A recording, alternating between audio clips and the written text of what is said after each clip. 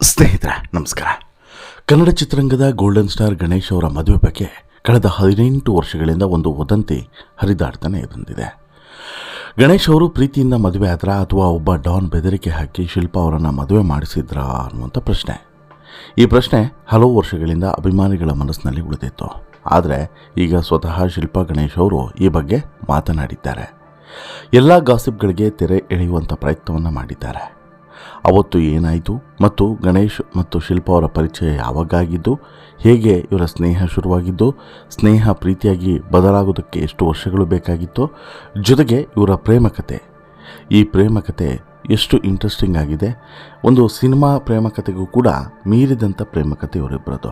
ಹಾಗಾದರೆ ಈ ಡಾನ್ ಕತೆ ಎಲ್ಲಿಂದ ಹುಡುತು, ಇವರ ಪ್ರೇಮಕತೆಯಲ್ಲಿ ಡಾನ್ ಕತೆ ಎಲ್ಲಿಂದ ಹುಡುತು, ಎಲ್ಲವನ್ನು ಕೂಡ ಸಂಪೂರ್ಣವಾಗಿ ನಿಮ್ಮ ಮುಂದೆ ಇಡ್ತಾ ಹೋಗ್ತೀನಿ. ಅದಕ್ಕಿಂತ ಮುಂಚೆ ನೀವಿನ್ನೂ ಕೂಡ ನಮ್ಮ ಚಾನಲನ್ನು ಸಬ್ಸ್ಕ್ರೈಬ್ ಮಾಡಿಲ್ಲ ಅಂದರೆ ದಯವಿಟ್ಟು ಕೂಡಲೇ ಸಬ್ಸ್ಕ್ರೈಬ್ ಮಾಡಿ ಸ್ನೇಹಿತರೆ. ಗೋಲ್ಡನ್ ಸ್ಟಾರ್ ಗಣೇಶ್ ಅಥವಾ comedy time Ganesh. Comedy time ಕಾರ್ಯಕ್ರಮದ ಮೂಲಕ ಜನಪ್ರಿಯತೆಯನ್ನು ಪಡೆದಂತಹ ಗಣೇಶ್ ಇವತ್ತು ಸೂಪರ್ ಸ್ಟಾರ್, ಕನ್ನಡದ ಬಹು ಬೇಡಿಕೆಯ ನಟರಲ್ಲಿ ಒಬ್ಬರು. ಗಣೇಶ್ ಅಭಿನಯಿಸಿದಂಥ ಅಷ್ಟೋ ಸಿನಿಮಾಗಳು ಆಲ್ಮೋಸ್ಟ್ ಆಲ್ ಸೂಪರ್ ಹಿಟ್ ಆಗಿದ್ದಾವೆ. ಸ್ಯಾಂಡಲ್ವುಡ್ನ ಪಾಲಿಗೆ ಒಂದು ರೀತಿಯಲ್ಲಿ ಗೋಲ್ಡ್ ಅಂತೇಳಿ ಹೇಳಿದ್ರೂ ಕೂಡ ತಪ್ಪಾಗಲ್ಲ. ಗಣೇಶ್ ಅಂದರೆ ಯಾರಿಗೆ ಇಷ್ಟ ಆಗಲ್ಲ ಹೇಳಿ. ಮುಂಗಾರು ಮಳೆ ಸಿನಿಮಾದ ಮೂಲಕ ಇಡೀ ಕರ್ನಾಟಕದ ಮನೆಯ ಮಗನಾಗಿ ಗಣೇಶು ಒಂದು ರೀತಿಯಲ್ಲಿ ಪ್ರೀತಿಯನ್ನು ಪಡೆದಿದ್ದಾರೆ. ಅದಕ್ಕೂ ಮುನ್ನ ತಮಾಷೆಯ ಒಂದು ಕಾರ್ಯಕ್ರಮ ಕಾಮಿಡಿ ಟೈಮ್ ಕಾರ್ಯಕ್ರಮದ ಮೂಲಕ ಗಣೇಶ್ ಎಲ್ರಿಗೂ ಕೂಡ ಚಿರಪರಿಚಿತ. ತಮ್ಮ ನಟನೆಯಿಂದಲೇ ಕೋಟ್ಯಾಂತರ ಅಭಿಮಾನಿಗಳ ಹೃದಯವನ್ನು ಗೆದ್ದಿರುವಂತಹ ಗಣೇಶು ವೃತ್ತಿ ಜೀವನವಷ್ಟೇ ಅಲ್ಲ, ಇವರ ವೈವಾಹಿಕ ಜೀವನ, ಅದರಲ್ಲೂ ಕೂಡ ವಿಶೇಷವಾಗಿ ಮದುವೆ ವಿಚಾರ ಒಂದು ರೀತಿಯಲ್ಲಿ ಭಾರಿ ದೊಡ್ಡ ಸದ್ದನ್ನು ಮಾಡಿತ್ತು. ಇವತ್ತು ಅನ್ಯೋನ್ಯವಾಗಿರುವಂಥ ಗಣೇಶ್ ಮತ್ತು ಶಿಲ್ಪಾ ಅವರು ಅವತ್ತು ಪ್ರೀತಿಸಿ ಮದುವೆ ಆಗುವಂಥ ಸಂದರ್ಭದಲ್ಲಿ ಸಾಕಷ್ಟು ಈ ಒತ್ತಡಕ್ಕೆ ಒಳಗಾಗಿದ್ದರು ಅನ್ನುವಂಥ ಗಾಸಿಪ್ಪು ಹರಿದಾಡಿತ್ತು.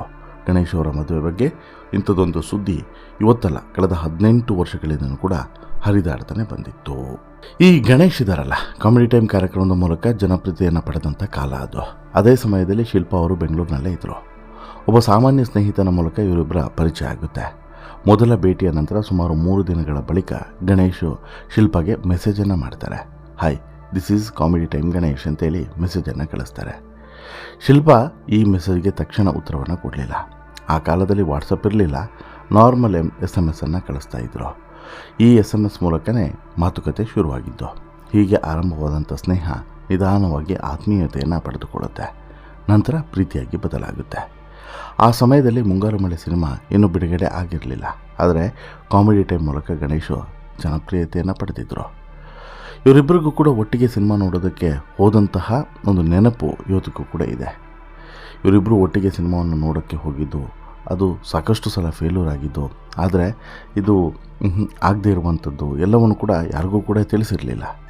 ಅವರ ಪ್ರೀತಿ ಸಹಜವಾಗಿ ಬೆಳೆದಿತ್ತು ಅನ್ನೋದನ್ನು ಶಿಲ್ಪಾ ನೆನಪಿಸಿಕೊಳ್ತಾರೆ. ಶಿಲ್ಪಾ ಅವರ ಕುಟುಂಬಕ್ಕೆ ಸಿನಿಮಾ ಕ್ಷೇತ್ರದ ಜೊತೆಗೆ ಯಾವುದೇ ಸಂಬಂಧ ಇರಲಿಲ್ಲ. ಆದ್ದರಿಂದ ನಟನೊಬ್ಬನ ಜೊತೆಗೆ ಮದುವೆ ಮಾಡುವಂಥ ವಿಚಾರದಲ್ಲಿ ಸ್ವಲ್ಪ ಆತಂಕ ಕೂಡ ಇತ್ತು.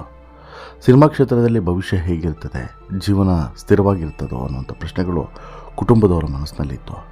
ಆದರೆ ಕಾಲಕ್ರಮೇಣ ಎಲ್ಲವೂ ಕೂಡ ಸರಿ ಹೋಯಿತು. ಇಂದು ಶಿಲ್ಪಾ ಕುಟುಂಬದವರು ಗಣೇಶ್ ಅವರನ್ನು ತುಂಬ ಇಷ್ಟಪಡ್ತಾರೆ ಅಂಥೇಳಿ ಶಿಲ್ಪಾ ಹೇಳ್ತಾರೆ. ಆರಂಭದಲ್ಲಿ ವಿರೋಧ ಇದ್ದರೂ ಕೂಡ ನಂತರ ಎಲ್ಲರೂ ಕೂಡ ಮದುವೆಗೆ ಒಪ್ಪಿಗೆಯನ್ನು ಕೊಟ್ಟರು ಅಂಥೇಳಿ. ಇನ್ನು ಗಣೇಶ್ ಮತ್ತು ಶಿಲ್ಪಾ ಅವರಿಗೆ ತಮ್ಮ ಮದುವೆ ಇಷ್ಟು ದೊಡ್ಡ ಸುದ್ದಿ ಆಗುತ್ತೆ ಅನ್ನುವಂಥ ಊಹೆಯೇ ಇರಲಿಲ್ಲ. ಇವರು ಇದನ್ನು ವೈಯಕ್ತಿಕ ವಿಚಾರ ಅಂತೇಳಿ ಅಂದ್ಕೊಂಡಿದ್ರು. ಆದರೆ ಮದುವೆ ಆದ ಬಳಿಕ ಭಾರಿ ಸಂಚಲನ ನಿರ್ಮಾಣ ಆಯಿತು. ಅಭಿಮಾನಿಗಳಲ್ಲಿ ಹಲವರು ಬೇಸರವನ್ನು ವ್ಯಕ್ತಪಡಿಸಿದರು. ಕೆಲವರು ಶಿಲ್ಪಾ ಅವರ ವಿರುದ್ಧ ನೇರವಾಗಿ ಅಸಮಾಧಾನವನ್ನು ಹೊರಗಡೆ ಹಾಕಿದರು. ಮದುವೆಯ ನಂತರ ಶೂಟಿಂಗ್ ಸ್ಪಾಟ್ಗಳಿಗೆ ಹೋಗ್ತಾ ಇದ್ದಂಥ ಕೆಲವರು ಶಿಲ್ಪಾ ಅವರನ್ನೇ ಟೀಕಿಸ್ತಾ ಇದ್ರು. ಇವಳೇ ಗಣೇಶ್ ಅವರನ್ನು ಮದುವೆ ಆದವಳು ಅಂತೇಳಿ ಬೈತಾ ಇದ್ರು. ಇದರಿಂದ ಶಿಲ್ಪಾ ಅವರಿಗೆ ಸಿಕ್ಕಾಪಟ್ಟೆ ಬೇಜಾರಾಗ್ತಿತ್ತು, ನೋವಾಗ್ತಿತ್ತು. ಆ ಕಾರಣದಿಂದ ಕೆಲವು ಕಾಲ ಅವರು ಸಾರ್ವಜನಿಕ ಕಾರ್ಯಕ್ರಮಗಳನ್ನು ಭಾಗವಹಿಸೋದು ಅಥವಾ ಅಲ್ಲಿಗೆ ಹೋಗೋದನ್ನೇ ಕಂಪ್ಲೀಟಾಗಿ ನಿಲ್ಲಿಸಿಬಿಡ್ತಾರೆ.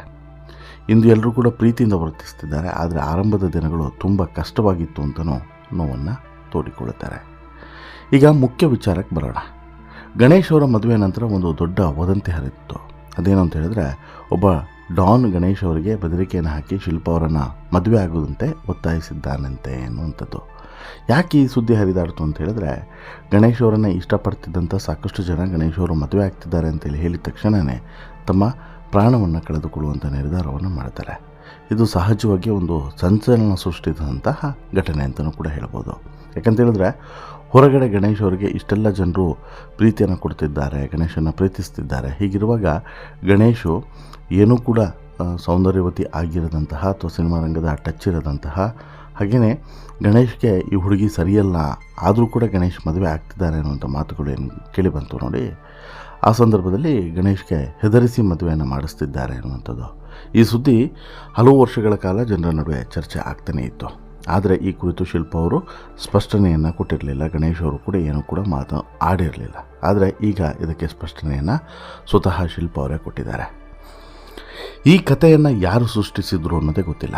ಬೆದರಿಕೆಗೆ ಹೆದರಿ ಮದುವೆಯಾಗಿ 18 ವರ್ಷಗಳ ಕಾಲ ಸಂತೋಷದಿಂದ ಬದುಕೋದಕ್ಕೆ ಸಾಧ್ಯವೇ? ಜನರು ಸ್ವಲ್ಪ ಯೋಚಿಸಬೇಕು. ಒತ್ತಾಯದಿಂದ ನಡೆದಂತಹ ಮದುವೆ ಇಷ್ಟು ವರ್ಷಗಳ ಕಾಲ ಉಳಿಯೋದಿಲ್ಲ. ಇದು ಸಂಪೂರ್ಣವಾಗಿ ಸುಳ್ಳು ಮತ್ತು ಹಾಸ್ಯಾಸ್ಪದವಾದಂಥ ವದಂತಿ ಅಂತೇಳಿ ಶಿಲ್ಪ ಸ್ಪಷ್ಟವಾಗಿ ಹೇಳೋದ್ರ ಮೂಲಕ ಇಂಥದ್ದೊಂದು ವದಂತಿಯನ್ನು ತಳ್ಳಿ ಹಾಕಿದ್ದಾರೆ. ಇಷ್ಟೊಂದು ದೊಡ್ಡ ವದಂತಿ ಇದ್ದರೂ ಕೂಡ ಯಾಕೆ ಅವರು ಆಗ ಪ್ರತಿಕ್ರಿಯೆಯನ್ನು ಕೊಡಲಿಲ್ಲ ಅನ್ನುವಂಥದ್ದು ಸಹಜವಾದಂಥ ಪ್ರಶ್ನೆ ಹೇಳುತ್ತದೆ. ಇದಕ್ಕೂ ಕೂಡ ಶಿಲ್ಪ ಉತ್ತರಗಳನ್ನ ಕೊಟ್ಟಿದ್ದಾರೆ. ಆ ಸಮಯದಲ್ಲಿ ಸೋಷಿಯಲ್ ಮೀಡಿಯಾ ಇರಲಿಲ್ಲ. ಇಂದು ಇರುವಂತೆ ಇನ್ಸ್ಟಾಗ್ರಾಮ್, ಫೇಸ್ಬುಕ್, ಯೂಟ್ಯೂಬ್ ಮೂಲಕ ತಕ್ಷಣವೇ ಜನರಿಗೆ ಸತ್ಯ ಹೇಳುವಂಥ ಅವಕಾಶವೂ ಕೂಡ ಇರಲಿಲ್ಲ. ಅವರ ಜೊತೆಗೆ ನಾವು ನಮ್ಮ ಜೀವನದಲ್ಲಿ ಸಂತೋಷವಾಗಿದ್ದೇವೆ, ಎಲ್ರಿಗೂ ಕೂಡ ಕ್ಲಾರಿಫಿಕೇಷನ್ ಕೊಡಬೇಕು ಅನ್ನೋಂಥ ಅಗತ್ಯ ಕೂಡ ನನಗೆ ಅನ್ನಿಸ್ಲಿಲ್ಲ ಅಂತಲೂ ಕೂಡ ಶಿಲ್ಪ ಹೇಳ್ತಾರೆ. ಇನ್ನು ಮದುವೆಯ ನಂತರ ನಿರ್ಮಾಪಕಿಯಾಗಿ ಕೆಲಸವನ್ನು ಆರಂಭಿಸಿ ಹಲವು ಕೆಲಸಗಳಲ್ಲಿ ನಿರತವಾಗಿರುವಂಥ ಕಾರಣ ಗಾಸಿಪ್ಗಳಿಗೆ ಉತ್ತರ ಕೊಡೋದು ಮುಖ್ಯ ಅಂತಲೂ ಕೂಡ ನಾನು ಇಲ್ಲಿ ಪರಿಗಣಿಸೋದಿಲ್ಲ ಅಂತೇಳಿ. ಅಂದರೆ ಒಂದಂತೂ ಸ್ಪಷ್ಟವಾಗಿ ಅವರು ಹೇಳ್ತಾರೆ, ಇಲ್ಲಿ ಗಣೇಶ್ ಅವರ ಜೊತೆಗೆ ನನ್ನ ಸ್ನೇಹ ಅಥವಾ ಮದುವೆ ಇದ್ಯಾವುದೂ ಕೂಡ ಒತ್ತಾಯಪೂರ್ವಕ ಅಲ್ಲ, ಎಲ್ಲವೂ ಕೂಡ ಪೂರ್ವ ನಿರ್ಧಾರಿತ. ಆದರೆ ನಮ್ಮ ಮನೆಯಲ್ಲಿ ಪ್ರೀತಿ ಸುಲಭವಾಗಿ ಮದುವೆ ಹಂತಕ್ಕೆ ಬಂದರೂ ಕೂಡ ಅಲ್ಲಿಯೂ ಕೂಡ ಕೆಲವು ಅಡೆತಡೆಗಳು ಎದುರಾಗಿದ್ದವು ಅನ್ನೋಂಥನ್ನು ಕೂಡ ಅವರು ನೆನಪಿಸ್ಕೊಳ್ತಾರೆ. ಶಿಲ್ಪ ಅವರ ಮನೆಯಲ್ಲಿ ಈ ಫಿಲ್ಮ್ ಇಂಡಸ್ಟ್ರಿಯವ್ರು ಬೇಡ ಅನ್ನುವಂತಹ ಆತಂಕ ಸಹಜವಾಗಿ ಇತ್ತು. ನಂತರ ಅದು ಸಹಜವಾಗಿ ಎಲ್ಲದೂ ಕೂಡ ಸರಿ ಹೋಗ್ತಾ ಹೋಯಿತು. ಎಲ್ಲದೂ ಕೂಡ ಒನ್ ಬೈ ಒನ್ ಸರಿ ಹೋಗ್ತಾ ಹೋಯಿತು. ಏನೂ ಕೂಡ ಸಮಸ್ಯೆ ಆಗಲಿಲ್ಲ. ಅವರು ಕೂಡ ಒಪ್ತಾ ಹೋದರು. ಹಾಗಾಗಿ ಅದ್ರ ಬಗ್ಗೆ ಹೆಚ್ಚು ತಲೆ ಕೆಡಿಸ್ಕೊಳ್ಳೋಕೆ ಹೋಗಲಿಲ್ಲ ನಾನು. ಆಮೇಲೆ ಒಂದು ಏನು, ಈಗ ಮದುವೆ ವಿಚಾರ ಆಗಿರೋದ್ರಿಂದ ಭಾರೀ ಸೀರಿಯಸ್ ಆಗಿ ನಾನು ತೆಗೆದುಕೊಂಡಿರೋದ್ರಿಂದ ಮದುವೆ ಆಗೇ ಆಗಬೇಕು ಅಂತ ಹೇಳಿಬಿಟ್ಟು ಮನೆಯವರು ವಿರೋಧವನ್ನು ವ್ಯಕ್ತಪಡಿಸಿದರೂ ಕೂಡ ಮನೆಯವ್ರನ್ನ ನಂತರ ಕನ್ವಿನ್ಸ್ ಮಾಡ್ಬೋದು ಅನ್ನುವಂತಹ ನಂಬಿಕೆ ಇತ್ತು. ಹಾಗಾಗಿ ಮನೆಯವ್ರನ್ನ ಕನ್ವಿನ್ಸ್ ಕೂಡ ಮಾಡಿದೆ. ಬಟ್ ಆ ನಂತರ ಎಲ್ಲವೂ ಕೂಡ ಬಗೆಹರಿತಾ ಹೋಯಿತು. ಒನ್ ಬೈ ಒನ್ ಬಗೆಹರಿತಾ ಹೋಯಿತು. ಮನೆಯಲ್ಲೂ ಕೂಡ ಎಲ್ಲರೂ ಕೂಡ ಒಪ್ಪಿದ್ರು. ಆನಂತರ ಗಣೇಶು ಮತ್ತು ನಾನು ಮದುವೆ ಆಗುವಂಥ ನಿರ್ಧಾರಕ್ಕೆ ಬಂದ್ವಿ. ಇಲ್ಲಿ ಯಾರ್ದು ಕೂಡ ಒತ್ತಡನೂ ಕೂಡ ಇಲ್ಲ, ಯಾರ್ದು ಕೂಡ ಒತ್ತಾಯನೂ ಕೂಡ ಇಲ್ಲ ಅನ್ನೋದನ್ನು ತುಂಬ ಸ್ಪಷ್ಟವಾಗಿ ಶಿಲ್ಪ ಗಣೇಶ್ ಅವರು ಹೇಳ್ತಾ, ಇವರ 18 ವರ್ಷದ ದಾಂಪತ್ಯ ಇವತ್ತಿಗೆ ಈ ಹಂತಕ್ಕೆ ಬರೋದಕ್ಕೆ ಕಾರಣವೇ ಇದು. ಅಂದರೆ ಅವತ್ತು ಒಂದು ವೇಳೆ ಏನಾದರೂ ಇಲ್ಲ ಒತ್ತಾಯಪೂರ್ವಕವಾಗಿಯೇ ಮದುವೆ ಆಗೋದು ಅಥವಾ ಆಗಿದ್ದು ಅಂತ ಹೇಳಿ ಆಗಿದ್ದರೆ ಎಲ್ಲಿ ಇಷ್ಟು ವರ್ಷಗಳ ಕಾಲ ನಾವು ಈ ಸುಖ ಸಂಸಾರವನ್ನು ಸಾಗಿಸೋದಕ್ಕೆ ಸಾಧ್ಯವಾಗ್ತಿತ್ತ? ಸಹಜವಾಗಿ ಆ ರೀತಿ ಏನಾದರೂ ಒಬ್ಬ ಬೆದರಿಕೆ ಹಾಕಿ ಮದುವೆ ಮಾಡಿಸಿದ್ದು ಅಂತ ಹೇಳಿದ್ರೆ ಇಷ್ಟು ವರ್ಷಗಳ ಕಾಲ ನಮ್ಮ ದಾಂಪತ್ಯ ಮುಂದುವರಿಯೋತ್ತಾಗೆ ಸಾಧ್ಯನೇ ಇರಲಿಲ್ಲ. ಯಾವತ್ತೋ ನಾವು ದೂರ ಆಗ್ತಿದ್ವಿ ಅನ್ನುವಂಥ ವಿಚಾರವನ್ನು ಈಗ ಸ್ಪಷ್ಟವಾಗಿ ಶಿಲ್ಪ ಗಣೇಶ್ ಅವರು ಹೇಳಿದ್ದಾರೆ. ಇನ್ನು ಮದುವೆ ಆರಂಭದ ದಿನಗಳಲ್ಲಿ ಬಂದಂಥ ಚಾಲೆಂಜಸ್ಗಳನ್ನು ನೋಡಿ ಸಹಜವಾಗಿ ಶಿಲ್ಪಗೂ ಕೂಡ ಒಂದಷ್ಟು ಟೆನ್ಷನ್ ಆಗಿತ್ತು. ಏನಪ್ಪ ಇದು ಹೀಗೆಲ್ಲ ಆಗ್ತಿದೆ ಅಂತೇಳ್ಬಿಟ್ಟು. ಆಮೇಲೆ ಎಲ್ಲದೂ ಕೂಡ ಸರಿ ಹೋಯಿತು. ಅದಾದಮೇಲೆ ಈಗ ಇವರಿಬ್ಬರು ಕೂಡ ಎಷ್ಟು ಅನ್ಯೋನ್ಯವಾಗಿದ್ದಾರೆ ಅಂತ ಹೇಳಿದ್ರೆ ಇನ್ನೊಂದು ಜೋಡಿಗೆ ಮಾದರಿ ಆಗೋ ರೀತಿಯಲ್ಲಿದ್ದಾರೆ. ಅಂದರೆ ನಿಮ್ಗೆ ಗೊತ್ತಲ್ವ ಈಗ ಡಿವೋರ್ಸ್ಗಳು ಯಾವ ರೀತಿ ಸಂಚಲನವನ್ನು ಸೃಷ್ಟಿಸ್ತಿದ್ದಾವೆ ಅಂತೇಳಿ. ವಾರಕ್ಕೆ 2-3 ಡಿವೋರ್ಸ್ ಸುದ್ದಿಗಳನ್ನು ನಾವು ನೋಡ್ತಿದ್ದೀವಿ. ಸೆಲೆಬ್ರಿಟಿಗಳಲ್ಲಂತೂ ಸಿಕ್ಕಾಪಟ್ಟೆ ಹೆಚ್ಚಾಗಿದೆ. ಹೀಗಿರುವಂಥ ಸಂದರ್ಭದಲ್ಲಿ ಇವತ್ತಿಗೆ ಹೇಗಿದ್ದಾರೆ ಅಂತ ಹೇಳಿದ್ರೆ ತುಂಬ ಅನ್ಯೋನ್ಯವಾಗಿದ್ದಾರೆ. ಇನ್ನೊಂದು ಜೋಡಿಗೆ, ಯುವ ಜೋಡಿಗೆ ಮಾದರಿ ಆಗೋ ರೀತಿಯಲ್ಲಿ ಇಬ್ಬರು ಕೂಡ ಬದುಕ್ತಿದ್ದಾರೆ ಅನ್ನೋದು ಖುಷಿಯ ವಿಚಾರ. ಅಲ್ಲಿಗೆ ಯಾವುದೇ ಡಾನ್ ಬೆದರಿಕೆ ಇವರಿಗಿರಲಿಲ್ಲ, ಯಾರ ಒತ್ತಡಕ್ಕೂ ಮಣಿದು ಮದುವೆ ಆಗಿರಲಿಲ್ಲ.